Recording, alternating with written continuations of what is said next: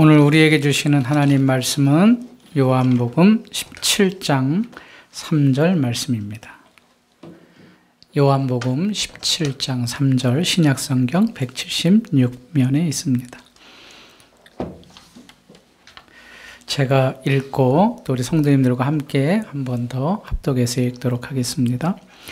영생은 곧 유일하신 참 하나님과 그가 보내신 자 예수 그리스도를 아는 것이니이다. 같이 한번 읽겠습니다.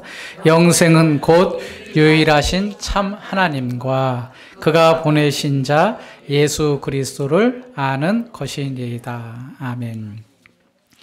마태복음 25장을 보면 참 재미난 이야기가 하나 나옵니다.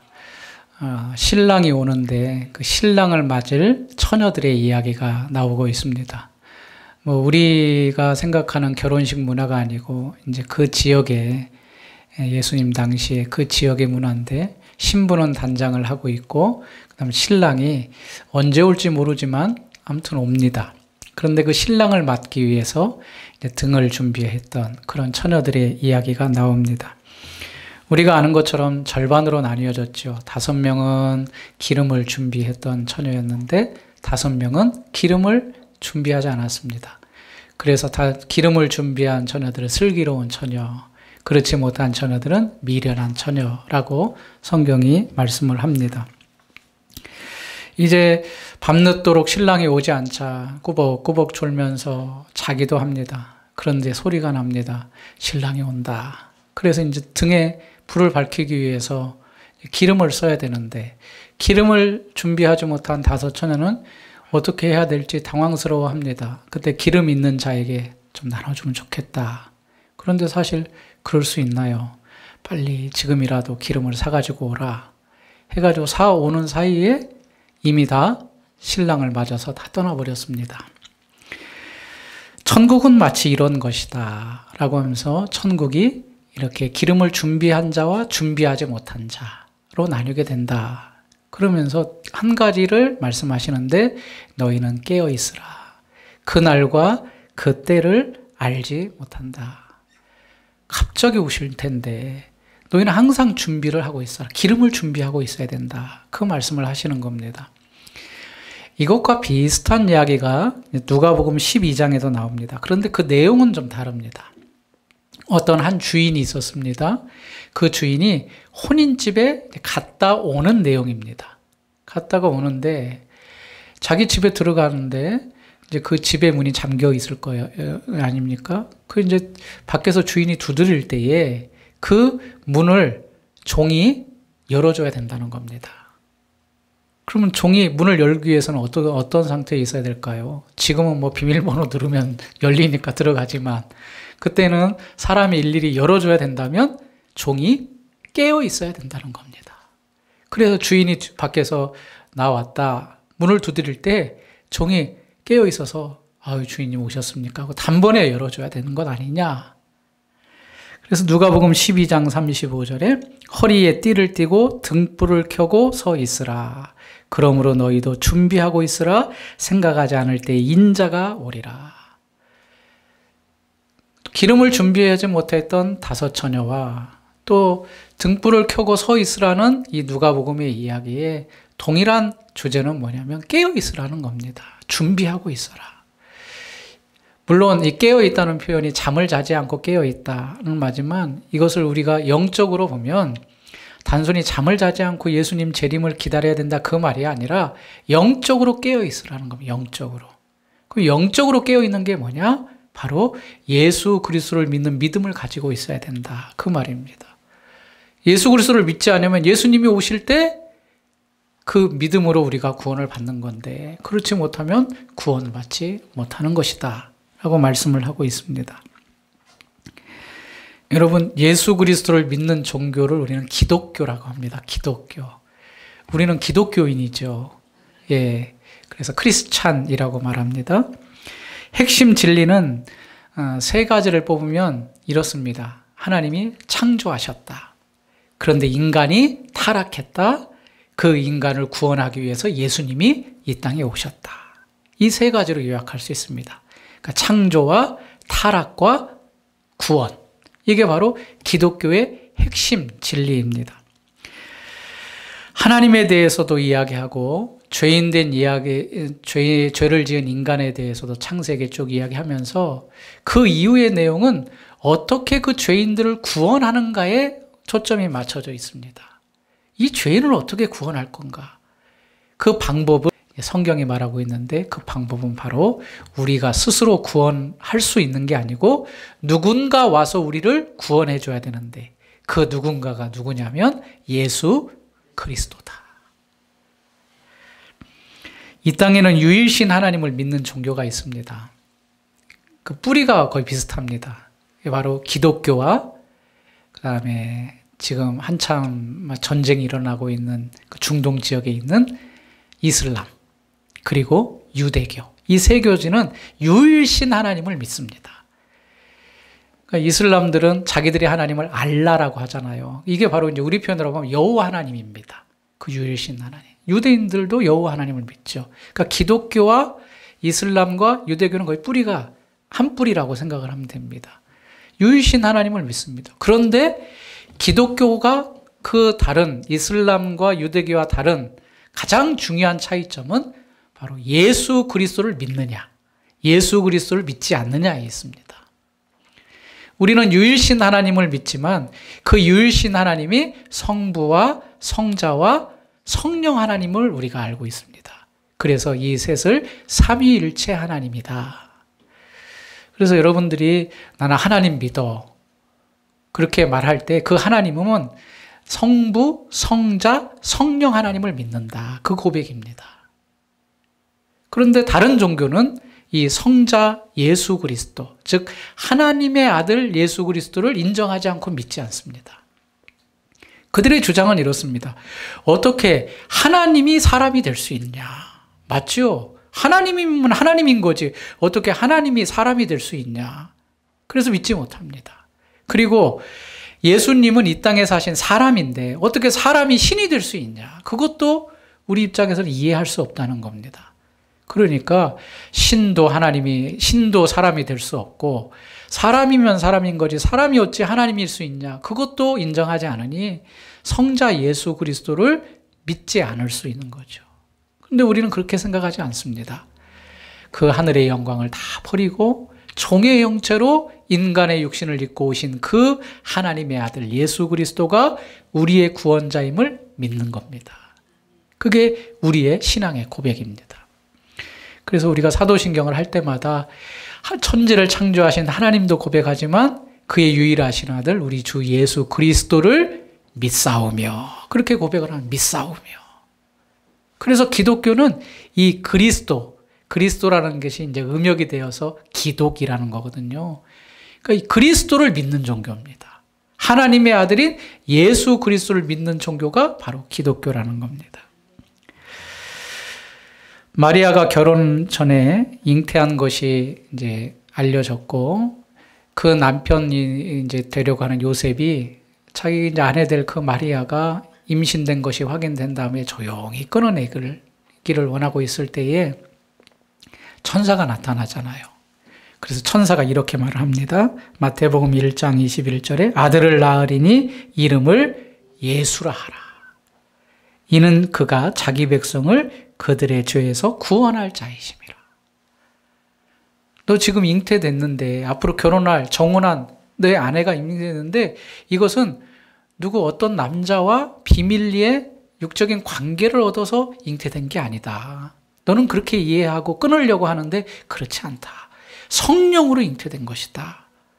그런데 그 아들인데 그 아들이 이름이 예수다. 예수는 자기 백성을 저들의 죄에서 구원할 자다. 그렇게 이제 말씀을 하고 있는 겁니다. 우리는 이 구원자 예수 그리스도를 믿습니다. 여러분도 믿으시죠? 그래서 전도할 때 하나님 믿으라고 합니까? 예수님 믿으라고 합니까? 그래서 우리가 예수님 믿으라고 하는 겁니다. 다들 다 하나님이 있습니다. 알라도 하나님이고 유대인들이 믿는 하나님도 있지만 사실 우리를 죄에서 구원하실 분은 이 땅에 오신 예수 그리스도가 구원자입니다. 그래서 예수를 믿어야 구원받을 수 있는 겁니다. 어저께도 잠깐 나가서 이제 전도를 하는데 어떤 세 분의 아주머니가 종종 보는 아주머니예요. 그런데 이제 티슈를 드렸더니 안 받아요. 이거 그냥 쓰세요. 그러니까 저희는 남녀 후렴개교예요. 그래서 그러시냐고. 그래도 이거 쓰시면서 사용하시라고. 이제 제 뒤에다 이제 걸어가는 뒷모습을 보고 그렇게 말해요. 그래도 예수님 믿으셔야 천국 갑니다. 그렇게 말했어요. 예. 물론 각자의 종교가 다 있어요. 거기에 구원이 있다고 말하고 거기에 진리를 자기가 배우고 믿지만 우리가 믿는 분명한 사실은 예수 그리스도만이 유일한 구원자시요. 그 예수 그리스도를 믿어야 우리가 영생을 얻을 수 있다는 겁니다. 성경은 곳곳에서 이 예수 그리스도를 믿으라 그렇게 말씀하고 있습니다. 예수를 믿으라. 사도행전 16장 31절에도 이르되 주 예수를 믿으라 그리하면 너와 내 집이 구원을 받으라 그렇게 말씀하고 있습니다. 단순해요. 우리는 죄인이고 우리는 스스로 구원할 수 없는데 하나님이 구원자를 보내주셔서 우리를 위하여 그 죄값을 다 치러주셨다. 그 예수를 믿으면 된다. 니고데모가 유대 사회에서 굉장한 위치에 있었던 지도자였는데 그가 예수님을 밤중에 찾아오잖아요. 그러면서 중생에 대한 깨달음을 받습니다. 이것은 성령이 하시는 일이다 말씀하시면서 예수님이 그에게 이런 말을 합니다. 우리 조상들이 과거에 불뱀에 물려가지고 죽어가고 있을 때 모세가 놋뱀을 달아서 이 놋뱀 단뱀을 바라보기만 하면 낫지 않았느냐. 인자도 들려야 한다. 그렇게 말씀을 하고 있어요. 그렇게 하시면서 요한복음 3장 15절에 이는 그를 믿는 자마다 영생을 얻게 하려 하십니다. 놋뱀을 바라보는 것이 바로 예수님을 믿는다는 거라는 거예요.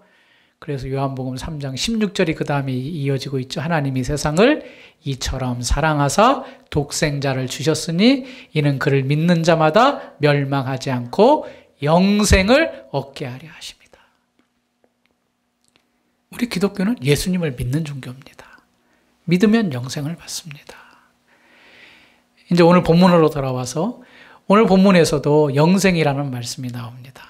우리 17장 3절을 읽어봤죠? 같이 한번 읽겠습니다. 시작. 영생은 곧 유일하신 참 하나님과 그가 보내신 자 예수 그리스도를 아는 것이니이다. 그런데 이 말씀을 보면서 이상하다 좀 느끼셨을 겁니다. 왜 예수 그리스도를 믿는 것이다 라고 말하지 않고 영생이 아는 것이다 그렇게 말하고 있는가? 이거 혹시 틀린 거 아닌가? 그렇게 생각할 수 있는데 여기서 안다는 것은 사실 믿는다는 말은 아니지만 안다는 것은 지식적인 아는 것만을 말하지 않는다는 겁니다. 우리가 모르는 것이 있을 때 누구한테 배우거나 또 검색을 하거나 정보를 습득하잖아요. 그럼 우리가 이런 내용이 이런 내용이구나 알았다 그렇게 말을 하는데 여기서 말하는 알았다는 것은 단순히 지식만을 얻는 것이 아니라 사실은 부부 관계에서 사용하는 것입니다. 부부가 서로를 안다 그랬을 때에 그냥 내가 너를 알고 네가 나를 아는 게 아니고 부부가 서로 합하여 한 몸이 되는 것처럼 아는 것을 바로 여기서 안다라는 표현을 쓴 겁니다. 그래서 서로 다른 인격이 만남을 통하여서 교제하면서 그 사람의 인격과 성품과 기질과 모든 것들을 다 체득하고 습득하듯이 우리가 예수님을 단지 지식이 아니라 예수님과 함께 만남을 통하여 그분의 인격과 그분의 사역을 내 것으로 받아들이는 것. 그래야 그곳에 영생이 있다. 그렇게 말씀을 하고 있는 겁니다.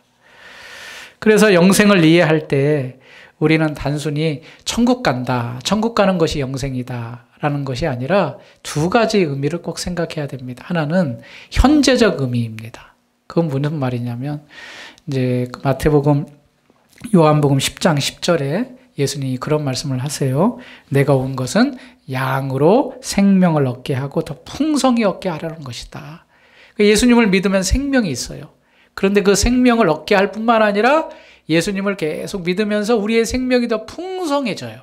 이게 바로 우리에게 있는 영생이라는 의미입니다.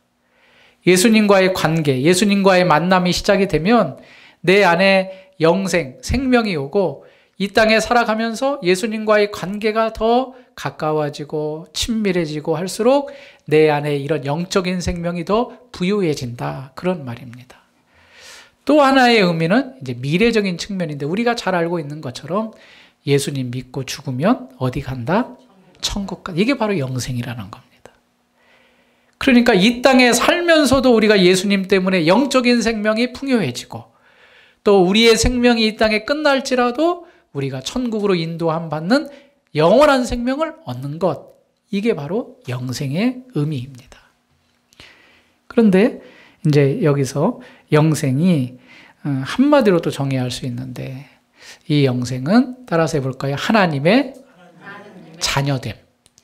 예, 사실은 하나님의 자녀됨이 영생의 근본적인 뜻입니다. 하나님의 자녀됨. 여러분, 하나님의 자녀가 어떻게 되나요? 예수를 믿으면 하나님의 자녀가 됩니다. 그래서 요한복음 1장 12절에 영접하는 자 곧 그 이름을 믿는 자들에게는 하나님의 자녀가 되는 권세를 주셨다. 그렇게 말하고 있습니다. 우리는 원래 하나님의 자녀가 아니었어요. 죄의 종, 마귀에 속한 자였어요. 그런데 예수님을 믿음으로 인하여 하나님께서 우리를 자녀 삼아 주셨어요. 이게 이제 양자됨입니다. 양자. 하나님의 호적에 우리를 입적시켜 주신 거예요. 그래서 이제 하나님의 아들, 딸들이 된 거예요. 이런 복을 우리가 누림으로 영생을 얻은 겁니다. 누가복음 15장에 우리가 잘 아는 그 탕자의 비유가 있습니다. 첫째 아들은 그래도 아버지를 잘 섬겼는데 둘째 아들은 무슨 생각이 있었는지 아직 아버지가 돌아가시기 전인데 아버지의 재산, 자기에게 할당된 재산을 받아가지고 먼 길을 떠나죠. 그곳에서 허랑방탕한 생활을 했다. 그렇게 말합니다. 그래서 가지고 있는 모든 재산을 다 홀라당 날려버렸어요. 그런데 이제 자기 먹고 살아야 되니까 어떻게 먹고 살까 하다가 돼지 치는 데 가서 돼지들이 먹는 그 열매들을 쥐엄쥐엄 먹으면서 하루하루 연명해 가는데 어느 날은 아버지 생각이 난 거예요. 야, 내가 이러다 여기서 굶어 죽겠다. 그런데 아버지 집은 풍요로운 것이 많은데 내가 아버지 집으로 돌아가야겠다. 그런 생각을 하고 이제 아버지 집으로 발걸음을 돌리죠. 이 돌아온 아들을 아버지는 어떻게 했습니까? 야, 너는 아들도 아니다. 네 재산 다 말아먹고 지금 왔느냐? 저리 가서 죽든지 살든지 알아서 해라. 그렇게 했습니까? 아니죠. 어제나 올까 기다리던 그 아버지가 멀리서 오는 아들을 끌어안고 너무 기뻐하면서 그동안에 헤어졌던 옷들을 다 새 옷으로 갈아입히고 신발도 새 신발도 갈아 신기고 심지어는 손에 가락지를 끼우고 살진 송아지를 잡아서 잔치를 엽니다. 그러면서 이 아들은 죽었다가 살아온 아들이다 하면서 오히려 아버님이 이 홀대할 것 같은 이 아들을 더 기뻐하면서 안겨주면서 아들이 돌아왔음을 기뻐하지요. 둘째 아들이 모든 것을 잃어버렸을 때 이렇게 생각합니다. 누가복음 15장 17절 이에 스스로 돌이켜 이르되 내 아버지에게는 양식이 풍족한 품꾼이 얼마나 많은가. 아들은 고사하고 내가 품꾼으로만 들어가도 아버지 집에는 풍족하다는 겁니다. 그래서 그가 돌이킬 때 어떤 생각을 하냐면 지금부터는 아버지의 아들이라 일컬음을 감당하지 못하겠느냐이다. 나를 품꾼의 하나로 보소서. 그렇게 말하고 있습니다. 아버지, 나를 아들로 여기지 않아도 되겠습니다. 단지 품꾼으로만 써주셔도 감사하겠습니다. 왜냐? 내 생명이 유지가 되기 때문에. 풍요함이 있기 때문에. 그런데 오히려 아버지는 아들이 돌아온 그 자격을 그대로 유지하면서 오히려 그동안 해주지 못했던 것들을 해주면서 아들의 지위를 그대로 유지시키며 너무나도 기뻐하고 감사하는 것을 볼 수가 있죠. 사랑하는 성도님들, 아버지를 떠난 둘째 아들은 죄로 인해 무너진 우리들의 모습입니다. 둘째 아들이 돌이켜 아버지로 돌아갈 때에 그곳에 아들로서의 합당한 자격과 그에 따르는 풍요로움과 기쁨이 있듯이 우리도 아버지께로 돌아가면 그곳에 하나님의 자녀로 자격과 권세를 누리게 되는 거죠. 그 하나님께로 돌아가기만 하면 됩니다. 그 돌아가는 길이 어떻게 돌아갈 수 있는가? 예수 그리스도를 믿음으로 돌아갈 수가 있는 겁니다. 여러분, 예수님 믿으면 꼭 통과해야 되는 의례가 있습니다. 그게 뭐냐면 회개입니다. 회개. 회개라는 건 뭐죠? 내가 죄인임을 인정하고 하나님 앞에 그 죄를 돌이키면서 용서를 구하는 게 회개입니다. 후회하고는 좀 다릅니다. 후회도 물론 자기가 잘못한 것을 마음에 가책을 느끼는 걸 말하죠. 그런데 이 회개라는 것은 죄에 대한 철저한 고백이 있어야 됩니다. 주님, 저는 죄인입니다. 제가 하나님 앞에 큰 범죄를 지었습니다. 구원받지 못할 자입니다. 그런데 하나님께서 그 아들을 보내주셔서 나의 죄를 대신하여서 십자가에서 짊어지시고 그 죄의 값을 치러주신 것을 제가 믿습니다.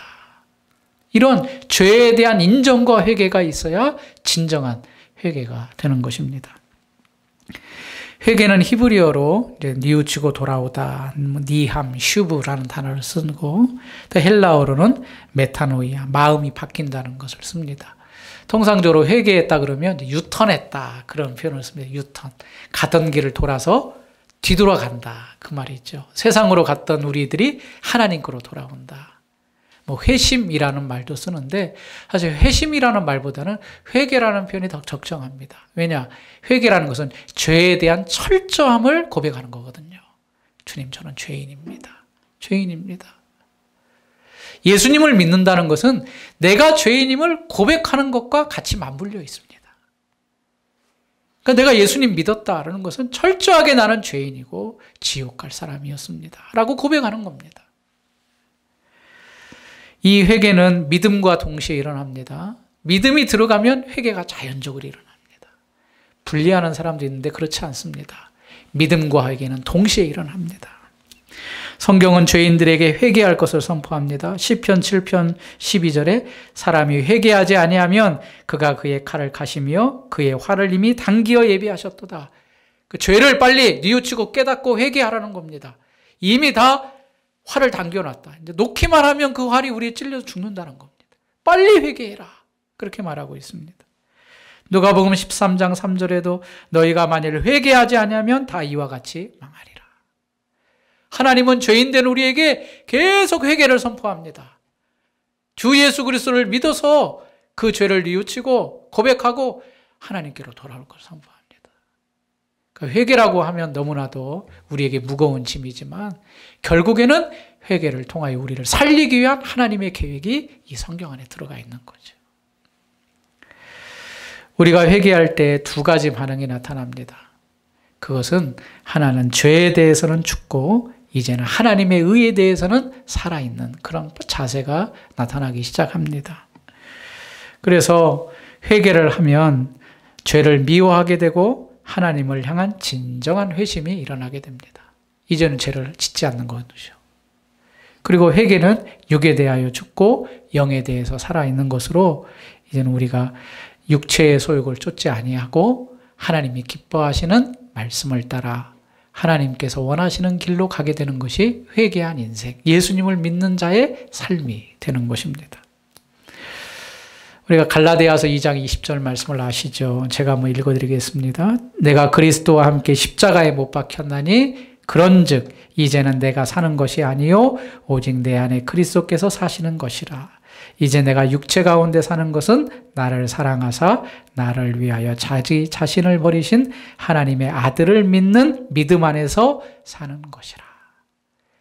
이제 예수 믿는다는 것은 내가 육체로 살아가고 있지만 이제는 그 전에 육체를 따라 살았던 죄악된 모습으로 살아가는 것이 아니라 나의 모든 죄의 값을 해결해 주신 십자가 안에서 돌아가신 예수 그리스도를 믿고 그 예수 그리스도가 내 안에서 살아서 그 예수 그리스도를 믿는 믿음 안에서 살아가는 것이다 라고 바울이 고백하고 있습니다. 영생이 뭐냐? 예수님을 믿는 겁니다. 예수님과 교제하는 겁니다. 그래서 이제 예수님을 따라가는 겁니다. 이제는 이전 생활을 버리고 하나님이 기뻐하시는 길로 하나님이 뜻하신 길을 행하면서 착한 열매를 맺으면서 살아가는 것이 영생입니다. 우리 귀한 성도님들은 다 이러한 삶을 살아가시는 복된 인생이 되시길 바랍니다. 죄에게 지지 말고 죄와 싸우며 의의 길을 걸어야 될 것입니다. 우리 마지막으로 성경 한 구절 찾아보고 마무리하도록 하겠습니다. 로마서 6장입니다. 요한복음 지나서 사도행전 지나서 로마서 6장 12절과 13절 말씀입니다.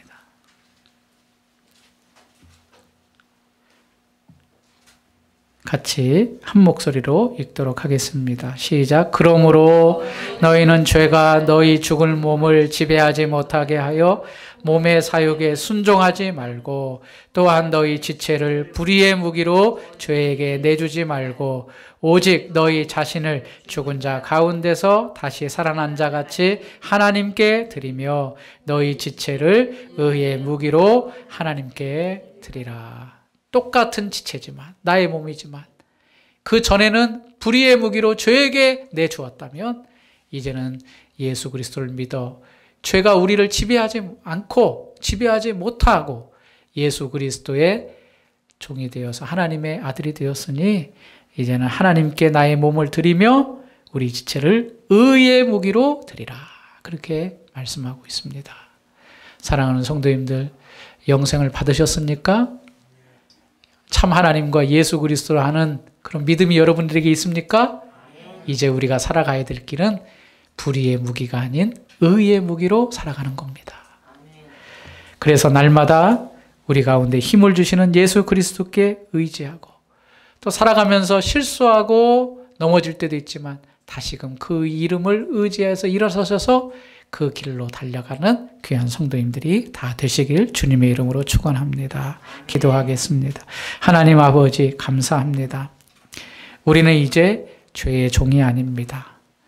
비록 연약하여서 죄를 짓지만 하나님의 자녀입니다. 죄를 지을 때마다 회개하고 또 우리가 갈아야 될 길이 어디인지를 꼭 기억하고 우리의 육체를 죄에게 내주지 말고 죄가 다스리지 못하게 하며 하나님이 기뻐하시는 도구로 사용받을 수 있도록 인도함 받는 우리의 인생이 되게 해 주옵소서. 예수 그리스도의 이름으로 기도하옵나이다. 아멘.